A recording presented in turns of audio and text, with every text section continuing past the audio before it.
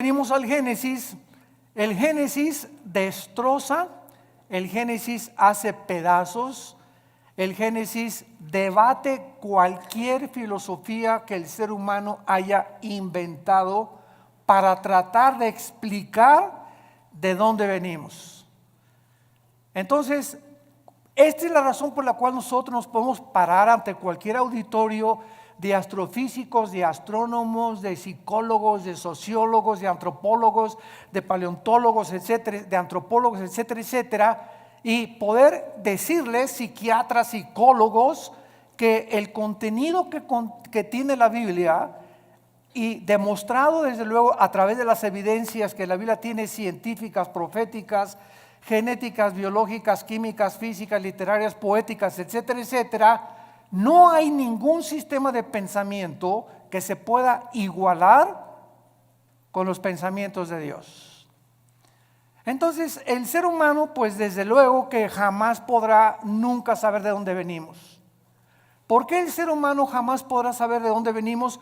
Porque para que sea científico, señores astrofísicos que nos escuchan, y físicos, matemáticos, y como en la disciplina académica que ustedes quieran tener, para que sea científico tiene que ser repetitivo. Entonces nadie estuvo cuando comenzó la creación. Entonces, como nadie estuvo cuando comenzó la creación, también muchos científicos inventan teorías. Entonces, no todo lo que tiene carácter pseudocientífico es verdad. Perdón. Entonces, pues se ha inventado, ¿verdad?, que el universo, ¡pum!, comenzó con el Big Bang, la gran explosión, y que de una explosión se formaron los universos, etcétera, etcétera.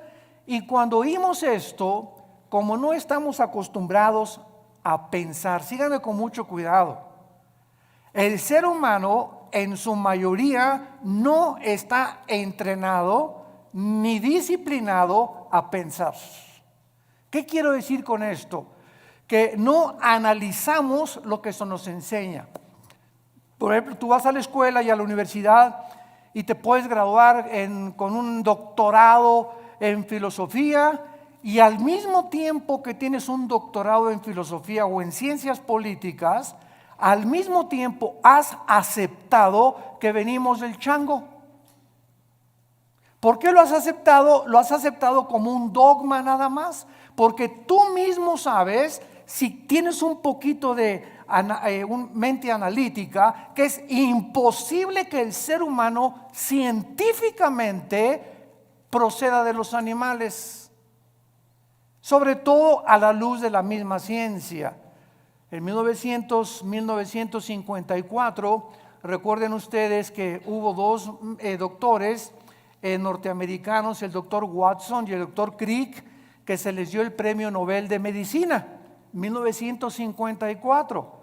¿Por qué se les otorgó el premio Nobel de Medicina? Porque descubrieron la hélice del ADN, del ácido desoxirribonucleico. ¿Qué cosa es esto? Bueno, en los billones de células que el cuerpo humano tiene, se encuentra un código genético. O sea, se encuentra en cada célula de tu cuerpo, y esto lo descubrió la ciencia. Y en cada célula de mi cuerpo, que son billones de células, se está escrita tu vida y mi vida. La información genética de tus tatarabuelos y de mis tatarabuelos.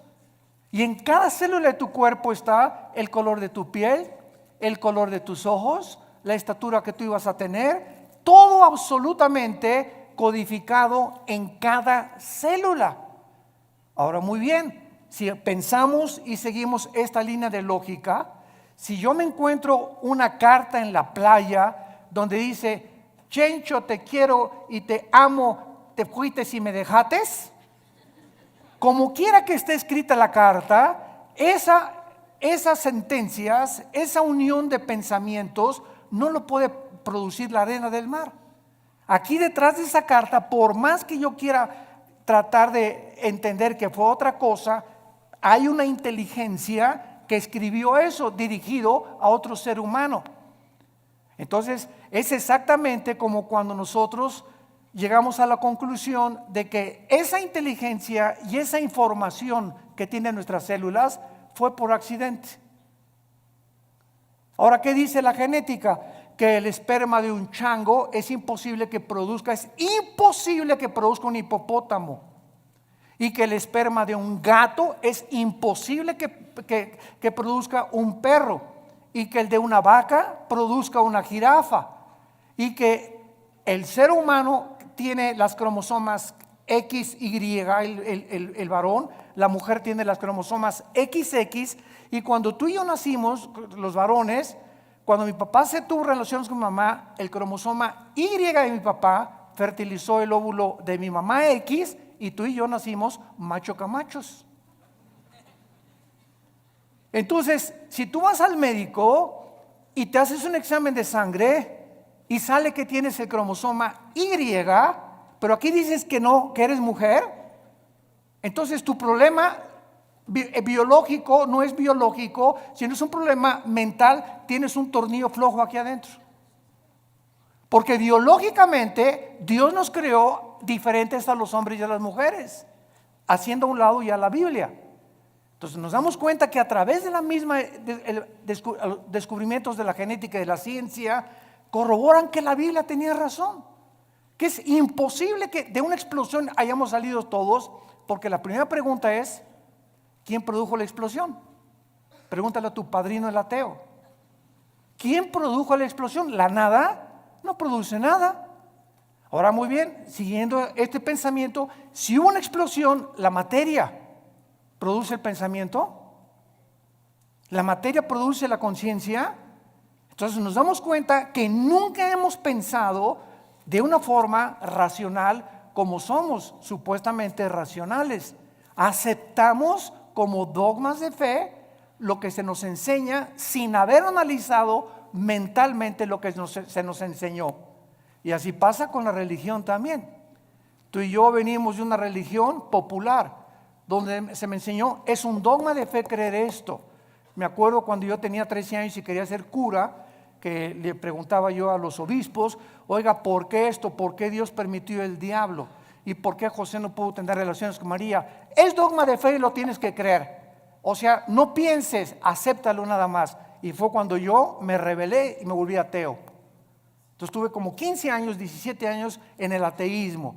¿Por qué? Porque yo no aceptaba que yo tenía que aceptar algo cuando Dios me dio una mente analítica y tenía yo que pensar que lo que me estaban enseñando tuviera coherencia o hubiera evidencias para poder aceptarlo. Y así pasa con la fe, y así pasa con las cosas de la filosofía, de la ciencia y de la Biblia. No estamos acostumbrados más que a aceptar, y la fe cristiana no es un dogma de fe. La fe cristiana está basada no en dogmas, ni en liturgia, ni en ceremonias. La fe cristiana está basada, escúchame, en un hecho histórico. En un hecho histórico, en la resurrección de Jesucristo entre los muertos. Si Cristo no hubiera resucitado, no existiría el cristianismo. La base del cristianismo es que un hombre hace 2000 años bajó del cielo, el hombre Dios nos dio un mensaje que sobrepasa la capacidad del ser humano para poder entenderlo, y que era imposible que sus pensamientos hubieran sido producidos ni por Platón, ni por Sócrates, ni por Mahatma Gandhi, ni por Confucio, ni por Zoroastro, ni por ningún gran líder religioso. Y ese hombre anuncia que va a morir y que tiene el poder sobre la muerte, y la resurrección de Cristo transforma el imperio más grande de toda la historia, el imperio romano. Y durante 300 años los seguidores de Cristo anuncian este mensaje: Jesús vive, y se enfrentan a un imperio, a los leones. Los quemaron vivos, los hicieron teas humanas, los enterraron en su orina, en su excremento. Quisieran acabar con el cristianismo y no pudieron, simplemente porque estos hombres vieron a Jesús resucitado. Y eso es lo que cambia al ser humano. No tenemos una Biblia con dogmas, tenemos una Biblia con evidencias históricas, arqueológicas, químicas, genéticas y de cualquier disciplina que tú quieras mencionar. Muy bien. En el capítulo 1 del Génesis, los que traigan su Biblia, recuerden siempre que los que no traigan Biblia, siéntense con un cristiano. Una de las tragedias más grandes del siglo XXI es que se calcula que el 80% de los cristianos van a la iglesia sin Biblia. Y nunca el Espíritu Santo va a poder tratar con tu vida si no te sientas con tu Biblia en las rodillas y cuando estás recibiendo la palabra de Dios, estarla viendo, estarla hojeando, estarla aprendiendo a manejar, porque es la espada del Espíritu. Entonces dicen unos, ¿para qué quiero la Biblia si ya pasan en las pantallas los versículos, etcétera, etcétera? De todas maneras, tenemos que aprender a ser hombres de la palabra de Dios. Bueno, Génesis capítulo 1, versículo 1 y versículo 2. En el principio creó Dios los cielos y la tierra. Bereshit bara Elohim ha-samayim ha-eretz. Es lo que dice en el hebreo. Son 7 palabras. Es impresionante el número 7 en la Biblia.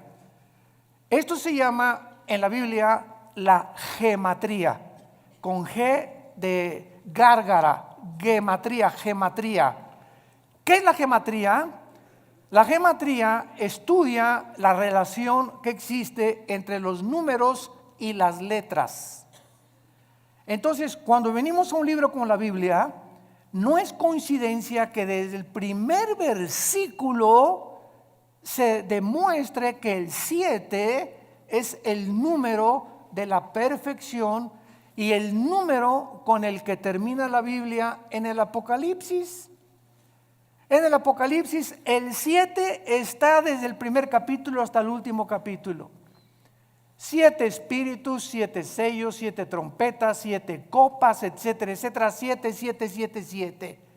¿Por qué? Porque solamente el hebreo, el lenguaje hebreo y el lenguaje griego tienen un símbolo en las letras. Recuerda cuando íbamos a la escuela, ¿verdad? Lo recordamos todos, que nos enseñaron los famosos números romanos. Entonces me enseñaron en la escuela que la B representa el 5, la X el 10, 2X 20, 3X 30, L 50, C 100, etcétera, etcétera. Y así vemos que detrás de los números hay un símbolo de las letras numérico. Pasa lo mismo con el hebreo. Entonces, cuando venimos al hebreo, cuando venimos al lenguaje original de la Biblia, encontramos que detrás de todo lo que nosotros vemos como aparentemente letra o tinta, se encuentran secretos de Dios.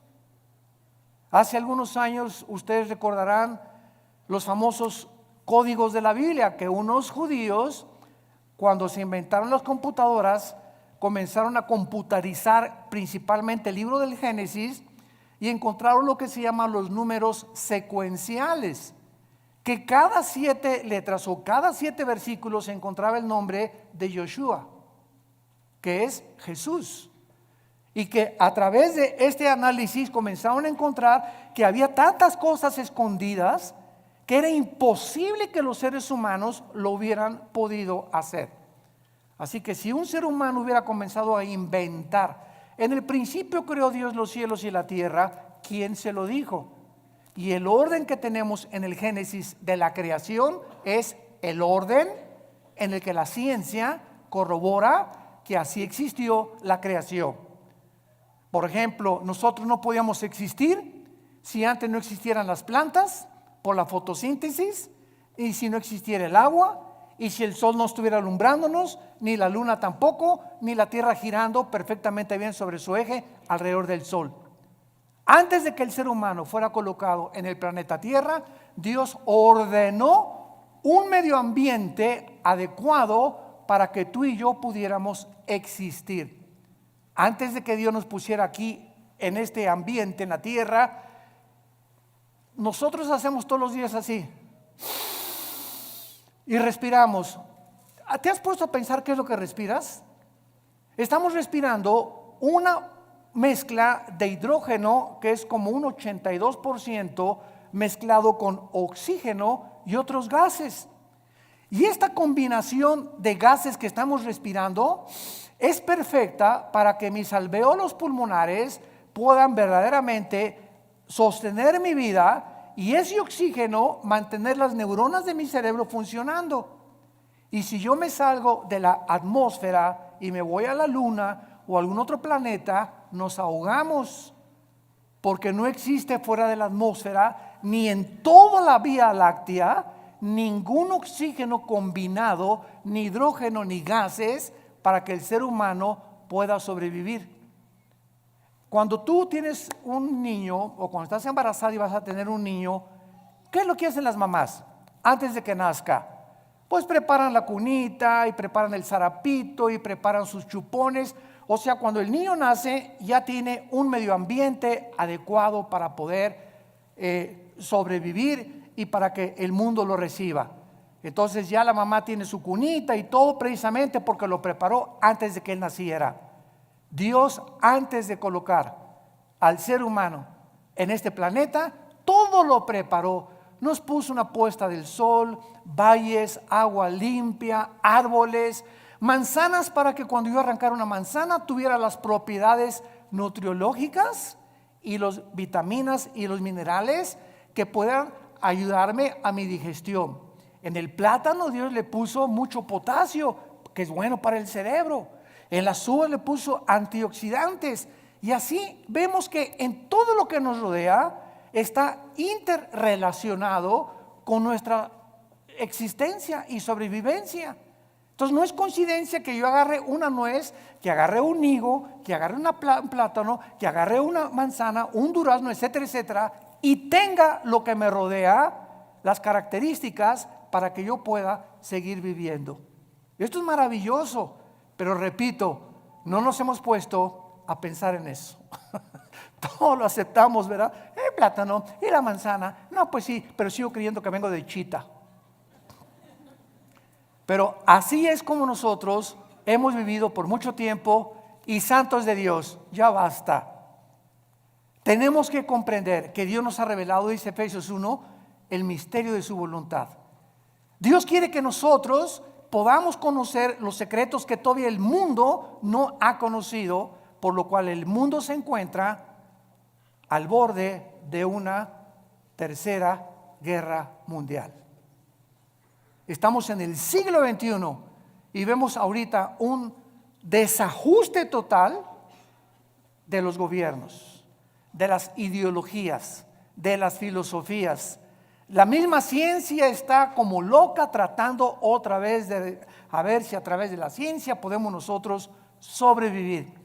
Hemos hecho un pobre papel como administradores de este mundo y estamos a punto de autodestruirnos nosotros porque nos hemos creído dioses y hemos sacado a Dios de la ecuación y hemos creído que tenemos el potencial y los talentos y la inteligencia para que nosotros resolvamos los problemas que van más allá de nuestra capacidad para poder resolverlos. No somos dioses, somos seres finitos, somos agentes morales responsables de nuestras acciones y algún día tú y yo le vamos a dar cuentas a Dios.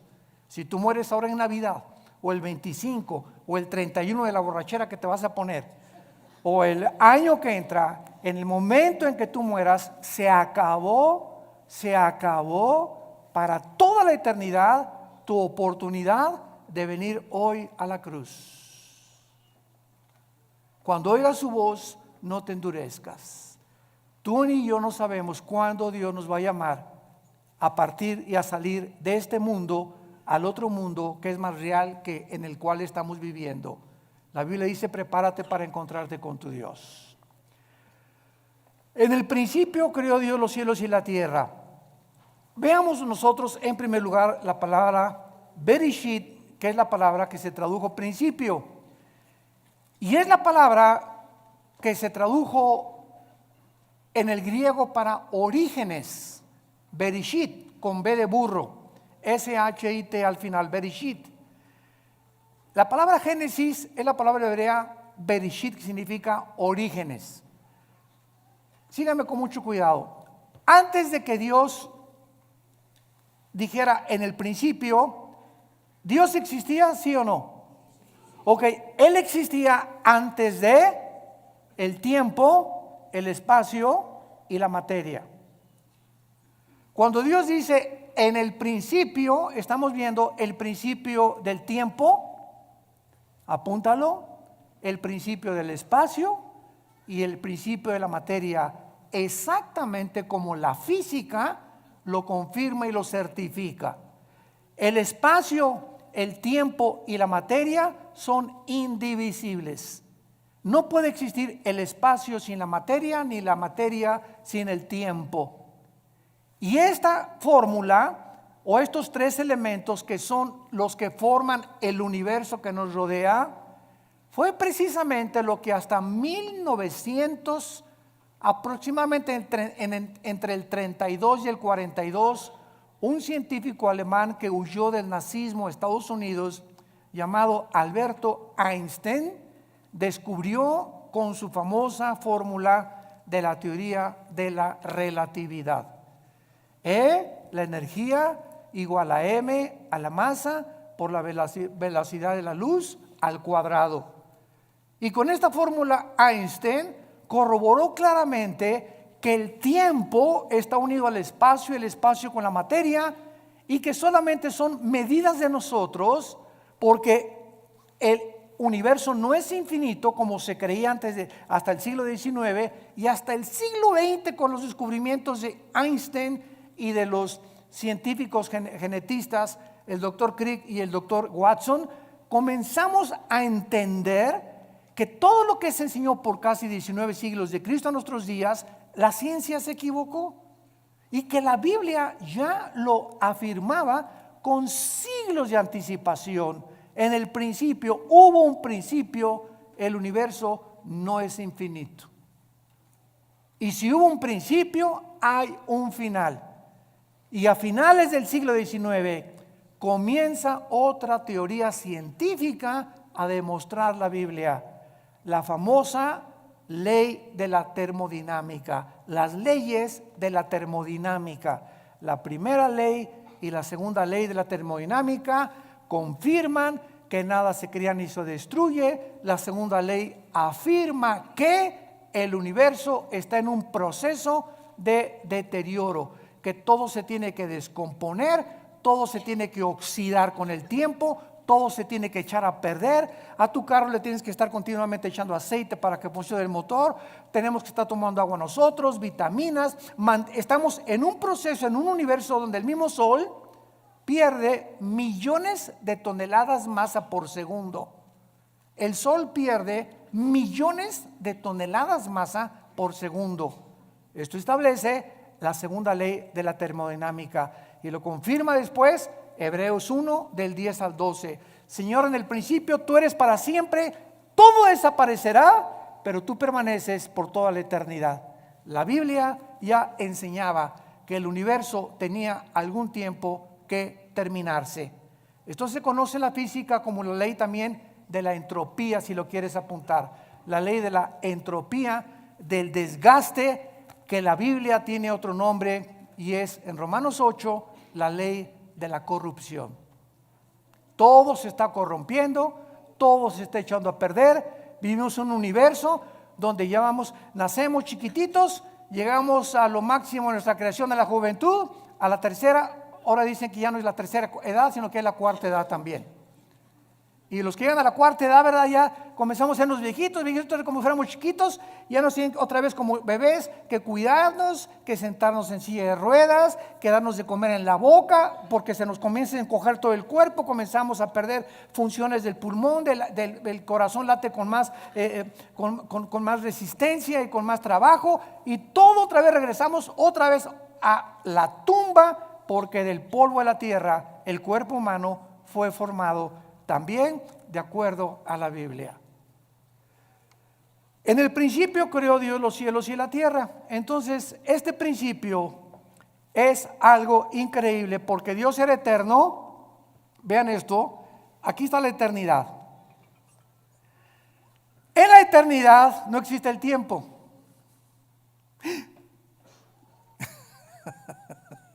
En la eternidad no hay pasado, no hay presente, ni hay futuro.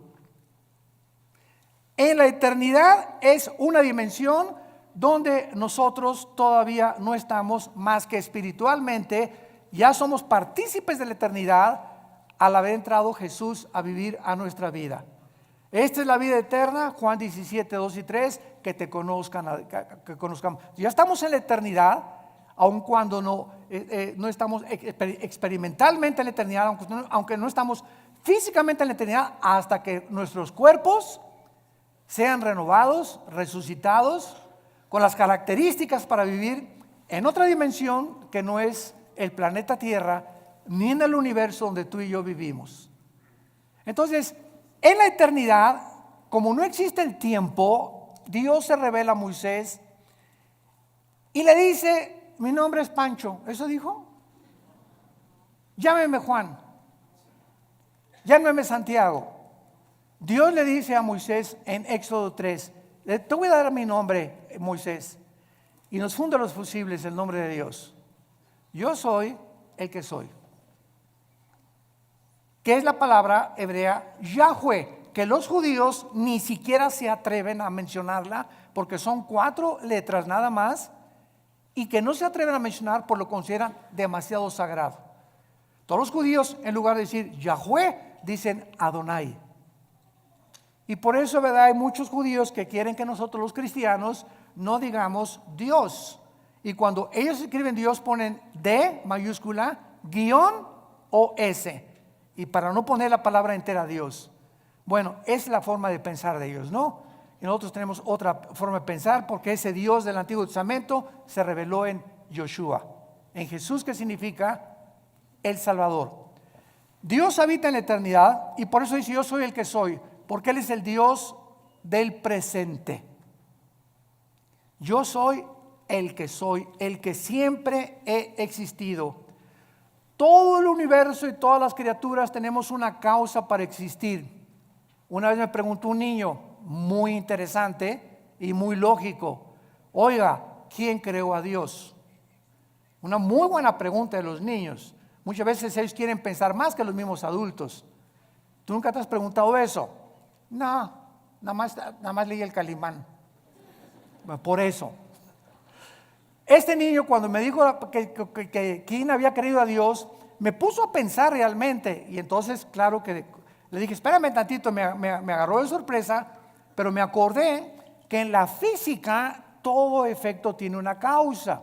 Y no existe nada que no tenga una causa para poder existir. Entonces, Dios, le contesté, es el único ser que no es causal. O sea, Dios no lo creó nadie. Porque si algo hubiera sido lo que hubiera creado a Dios, ya no sería Dios. Esa causa que lo creó hubiera sido más grande que Él. Entonces, esa causa tenía que ser más inteligente, y por eso llegamos siempre a una causa única, que es Dios, de donde proviene todo lo demás. Entonces, a Dios no lo creó nada, porque si hubiera sido creado, hubiera sido criatura finita, como tú y yo somos finitos. Porque tuvimos un principio, tendremos un final cuando nosotros muramos. Entonces, Él habita la eternidad, dice en Isaías: el que habita la eternidad y la santidad, y con los quebrantados de corazón. Ahora pongan mucha atención. Aquí no existía nada, la eternidad. En el principio creó Dios los cielos, plural, shamayim en el hebreo. ¿Cuántos cielos hay? ¿Perdón? 3, 2 Corintios 12, del 1 al 3. El apóstol Pablo habla de 3 cielos. ¿Cuáles son los 3 cielos que este libro maravilloso nos revela? En primer lugar tenemos el cielo atmosférico, de la atmósfera hacia abajo. De la atmósfera hacia abajo es donde el ser humano puede vivir. Y de la atmósfera hacia abajo es donde opera Satanás. Efesios 2, del 1 al 3. Se le llama a Satanás el príncipe de la potestad del aire. Y esa palabra aer en el griego es atmósfera. O sea, Satanás opera de la atmósfera hacia abajo. Sígame con cuidado. Estamos pensando, ¿verdad? Muy bien. ¿Qué existe en el mundo invisible de la atmósfera a nuestro alrededor? Ondas de radio. ondas de sonido. Ahorita está pasando por aquí la charrita del cuadrante. Aquí está FM, diferentes bandas que yo no las veo ni las oigo, pero tengo un aparatito que se llama radio, y ese radio tiene un diseño para que cuando yo le vaya moviendo el botoncito, agarre esta banda o agarre esta banda o AM o FM, que con mis oídos físicos no los puedo yo sintonizar, pero ese aparatito lo traduce y lo traslada a mis oídos. Entonces, de la atmósfera hacia abajo, Satanás tiene el control de los medios de comunicación. Cuidado con lo que lees y lo que oyes en la televisión. Cuidado las películas que ves. Cuidado la música que escuchas. Cuidado los mensajes que escuchas. Porque esto es precisamente el control de Satanás. Dice en 1 Timoteo 4:1, muchos apostatarán de la fe en los últimos tiempos. ¿Qué dice? Viendo, oliendo, tocando. No, dice, muchos apostatarán de la fe oyendo a espíritus engañadores. Es a través del sentido del oído que los demonios pueden afectar mi mente y tu mente. Cuídate con los amigos que tienes que te hablen cosas. Ay, sí, ¿a poco tú ya eres virgen a los 25 años de edad? Ay, pues ahora la moda es que todas las muchachas se acuesten con sus novios y ya, ¿verdad? Para probarnos, y comenzamos a oír algo que no viene de Dios. Y viene de tu compadre, de tus familiares, de tus amistades, pero siempre es a través de el oído. Y lo que viene de Dios, Romanos 10:17, la fe es por el oír, y el oír. ¿Qué estamos oyendo más? ¿El radio? ¿La charrita del cuadrante? ¿El FM? ¿La música del mundo? ¿Los consejos del mundo? ¿O estamos oyendo a Dios? En la proporción en la que tú tengas contacto con la Biblia y oigas lo que Dios a través de la Biblia te quiere decir, es en la proporción en la que tendrás discernimiento para saber que cuando oigas algo que no es de Dios, tú ya tienes tu oído tan afinado que dices, esto no es de Dios, no te oigo, no me digas eso por favor, esos chismes ya no los quiero oír.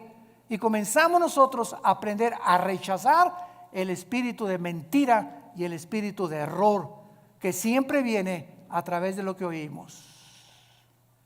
Esto es impresionante, y miren ustedes lo que les voy a contar en este momento. En el versículo 3 la Biblia dice, y Dios dijo que sea la luz. No estoy mal, estoy haciéndolo a propósito.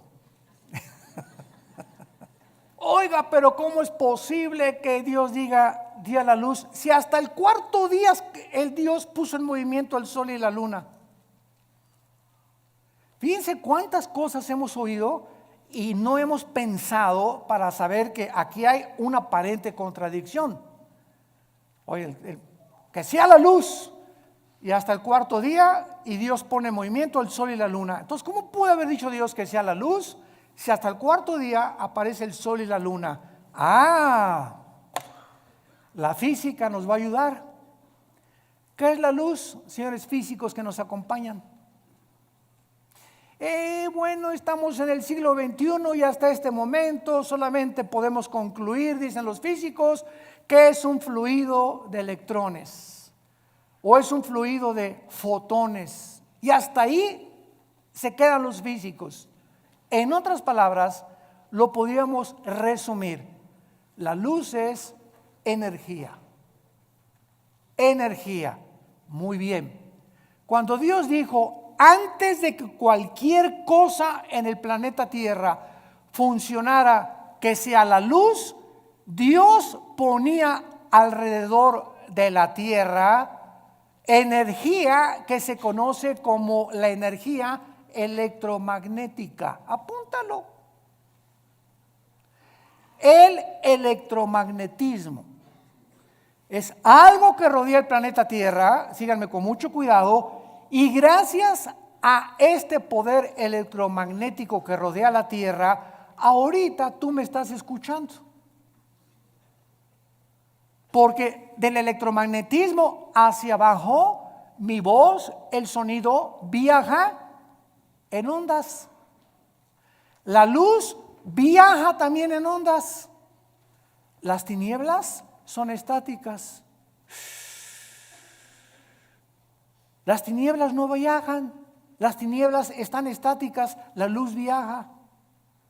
Y cuando Jesús dice que Él es la luz y que los que le seguimos no vamos a estar en tinieblas, significa que los que seguimos a Jesús estamos continuamente avanzando, continuamente. Los que no tienen a Jesús están ahí hace 20 años, hace 30 años, así. No han avanzado en sus vidas sí, son doctores, son esto y el otro, pero jamás han podido entender nada de lo que los rodea y su vida solamente es comer, beber, dormir.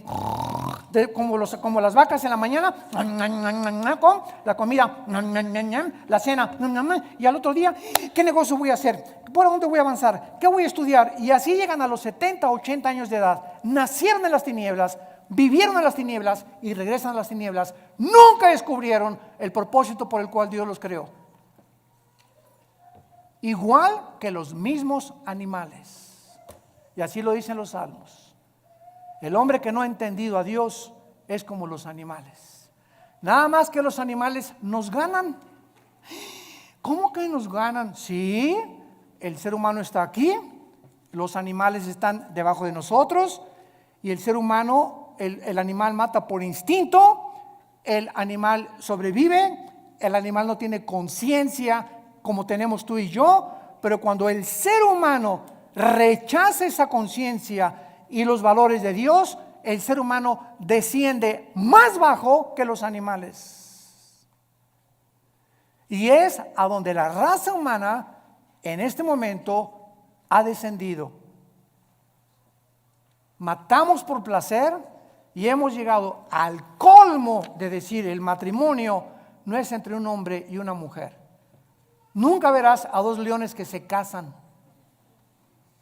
ni a dos perros que se casan, pero hemos llegado y decimos que somos pensantes a completamente destruir las leyes de la biología, las leyes de la genética, la ética de Dios, la moral que Dios nos dio en los mandamientos, y nos hemos convertido en peor que animales. Y lo estamos aceptando como algo normal. Seres humanos creados a la imagen y semejanza del Creador han descendido peor que los animales. El electromagnetismo es uno de los poderes que existen con la gravitación y las fuerzas termonucleares. Son los tres poderes que rodean el universo. Y gracias al electromagnetismo nos podemos comunicar. Nos salimos de la atmósfera en la luna, y si yo voy con mi esposa a la luna y le digo, Marta, me dice, no te oigo. ¿Por qué? Porque saliendo de la atmósfera ya no existe el electromagnetismo. Entonces mi esposa y yo tenemos que tener escafandras especiales para comunicarnos fuera de la atmósfera. Por eso los astronautas tienen que comunicarse con escafandras. Te la quitas y no nos oímos. ¿Por qué? Porque fuera de la atmósfera no fue el programa de Dios para que viviéramos. Y el colmo de los colmos, gente en el siglo XXI que quiere irse a la luna de luna de miel. Hágame el favor nada más, mejor que la Riviera Maya. Oye, ahí en la luna o en Marte, bien nomás la locura, a lo que hemos llegado, ¿no? Nos reímos ahorita, pero créame lo que ya están haciendo planes. Oye, ahí arriba ni beso le vas a poner a tu esposa. Van a chocar dos fibras metálicas de las escafandras o de fibra de vidrio, ¿verdad? Con lo que está hecho la careta. Y desde lejecitos. Increíble, pero cierto. Hay un ruso que pagó quién sabe cuántos millones de dólares para ser el primero en poder establecerse en la luna. Y el sueño del ser humano es conquistar el espacio y llegar a Marte y esto y el otro, cuando no hay ninguna de las características, ni la atmósfera, ni el agua, ni nada, ni las plantas, ni las frutas que existen para poder sobrevivir más de un mes en otro planeta. Así de brutos somos. En el principio creó Dios los cielos y la tierra. Entonces está la eternidad y en penúltimo lugar hay 3 cielos. Nos quedamos en el cielo de la atmósfera, donde no habita Satanás, habita por todo el universo, pero él opera y energetiza de la atmósfera hacia abajo y usa los medios de comunicación y lo que oímos para afectar nuestro sistema de pensamiento y nuestras doctrinas. Y cuando comenzamos a comprender eso y todas estas cosas, comenzamos a tener más defensas, más municiones para pelear contra él. Me voy a cuidar y lo que oigo, la música que oigo, las películas que veo, los consejos que me da mi comadre, los consejos que me da mi suegra. Si no son cristianos, que se bañen. De la atmósfera para arriba sigue el cielo cósmico. Es el segundo cielo, el cielo que nos rodea en la Vía Láctea, ¿verdad? Plutón, Mercurio, Júpiter, Saturno, etcétera, etcétera. Es el cielo, es el segundo cielo. Este segundo cielo está ocupado. Sí existen los extraterrestres. Porque una vez me dijo ustedes lo conocen, me reservo su nombre, un experto en los ovnis. Oiga, el doctor Alducin, ¿y usted por qué no cree en los ovnis y los cristianos? Le dije, ¿quién dice que no creemos en los ovnis? Claro que creemos en ellos, pero simplemente no le llamamos ovnis, le llamamos ovis. ¿Qué quiere usted decir? Objetos voladores identificados. Para nosotros no son no identificados. Sabemos que existe un fenómeno, que existe algo que aparentemente es real, pero sabemos quién está detrás de este fenómeno. Y cuando venimos a la Biblia, descubrimos que Satanás, Lucifer, el príncipe de la potestad del aire, tiene el poder de materializar la energía. Él puede hacer que se levante este púlpito, te puede apagar la televisión, puede ponerte un programa que tú no cambiaste, te puede abrir las ventanas de tu casa, te puede producir sonidos que hay con cadenas arriba del techo, te puede producir que hay un coyote cerca de tu baño aullando a las 2, 3 de la mañana, te puede hacer que una persona se aparezca y entre a tu cuarto toda vestida de negro, o puede hacer apariciones de como se llama la Llorona, una señora vestida toda de blanco y que de repente pasa por tu casa o en la noche y tú la ves y tú juras que algo pasó y que los medios de comunicación y las películas están llamando, ¿verdad? Apariciones. Son demonios, y todo el universo está controlado por ángeles caídos. Y en tercer lugar, el tercer cielo es el cuartel general de Dios. Ezequiel capítulo 1, Daniel capítulo 7, Apocalipsis capítulo 4, que son los 3 pasajes en la Biblia donde claramente se nos describe que hay un trono en el tercer cielo y a Dios se le describe con la apariencia humana. Se le describe sentado. Se le escribe sentado con pelo blanco. Claro que esto es una ilustración de la eternidad. Pero cuando Dios se hace hombre, toma la forma de nosotros. Y ahorita Jesús existe por toda la eternidad con forma humana. Su Padre no podría tener otra forma, tendría que ser como Él, porque Él es la imagen misma de Dios. Entonces, de alguna forma Dios escogió la forma como nos creó a nosotros, porque Él, ¿verdad?, también tiene que tener un cuerpo espiritual. Dios es espíritu, pero los espíritus también tienen alguna forma, no son etéreos ni incorpóreos, y a Dios se le escribe en el tercer cielo como sentado en un trono, gobernando soberanamente el universo. Ahora muy bien, vean esto con mucho cuidado. Dios habitaba en la eternidad, Dios es luz, allá no hay nada de tinieblas, porque 1 de Juan capítulo 1, no hay tinieblas en Dios. Cuando Dios crea el tercer cielo, Dios se baja de la eternidad para entrar al tercer cielo. Crea el segundo cielo, el universo, y crea la atmósfera para nosotros. Y desde el principio de la Biblia, cuando dice Juan, en el principio era el verbo, está hablando del principio del tiempo, el espacio y la materia.